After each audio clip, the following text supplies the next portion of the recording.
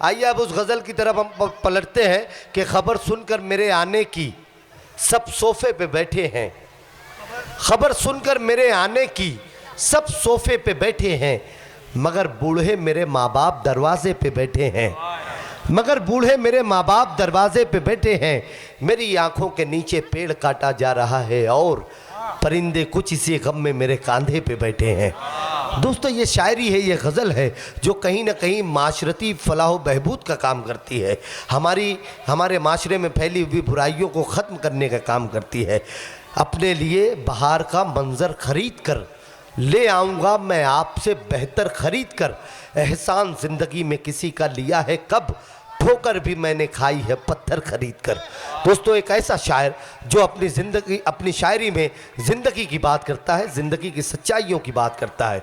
टूटे फूटे लोग उसे पसंद नहीं हैं, वो टूटे फूटे लोगों में ज़िंदगी पैदा करने की कोशिश करता है अपनी शायरी के ज़रिए से, जिसे हमारी अपनी मिट्टी मोहब्बतों की ज़बान में रफ़ीक सरवर के नाम से जानती है। ज़ोरदार तालियों से गज़ल के इस महबूब शायर अली जनाब रफ़ीक सरवर साहब का इस्तकबाल करें। एक एक शेर, एक एक लफ्ज़ इस शख्स का आप अपने हाफ़ज़े की बयाज़ में लिखेंगे जो आपकी ज़िंदगी में काम आने वाली होंगे। इनकी शायरी को सुने और सर धुने। आपकी तालियां कमज़ोर थी दोस्तों, यह हमारी अपनी मिट्टी का बहुत बाकमाल शायर है। जितना हक है उतनी तालियां तो आनी चाहिए। तमाम लोग ज़ोरदार तालियों से रफ़ीक सरवर साहब का इस्तकबाल।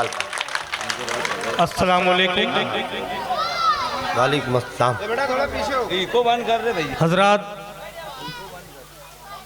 आज के दौर का बिल्कुल सुलगता हुआ मसला, हमें बोलना चाहिए और बोलने वालों का साथ देना चाहिए कि मंदिर को तोड़कर कोई मस्जिद नहीं बनी। मंदिर को तोड़कर कोई मस्जिद नहीं बनी। मंदिर को तोड़कर कोई मस्जिद नहीं बनी। ये सिर्फ राजनीति है मकरो फरेब की।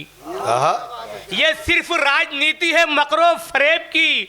वो लोग अब भी करते हैं मुगलों का एहतराम, तारीख जिनको याद है औरंगजेब की। बात है, बहुत अच्छा भाई, वाह वाह वाह वाह वाह वाह वाह।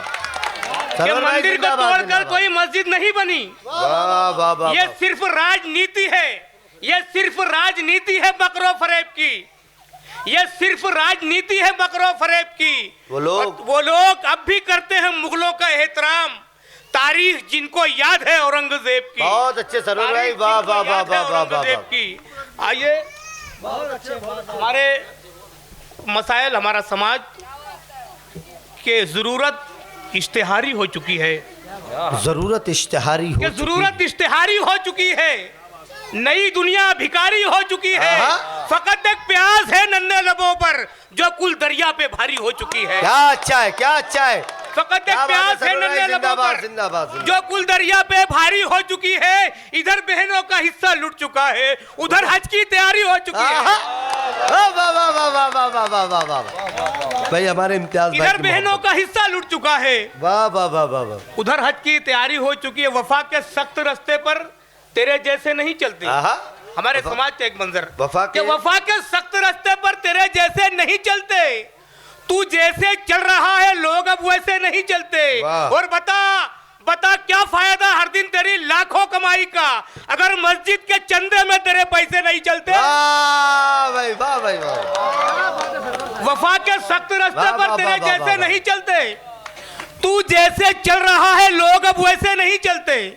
बता क्या फायदा हर दिन तेरी लाखों कमाई का अगर मस्जिद के चंदे में तेरे पैसे नहीं चलते। बहुत अच्छे भाई, अगर मस्जिद के चंदे में तेरे पैसे नहीं थे। हुलिया तो फरिश्तों से नजर आता है उनका। हुलिया तो फरिश्तों से नजर आता है उनका।